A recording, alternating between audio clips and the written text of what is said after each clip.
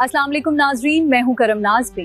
मैं हूं मलिक अली अहमद और आप देख रहे हैं सिटी 24 न्यूज। आइए नजर डालते हैं आज की अहम खबरों पर।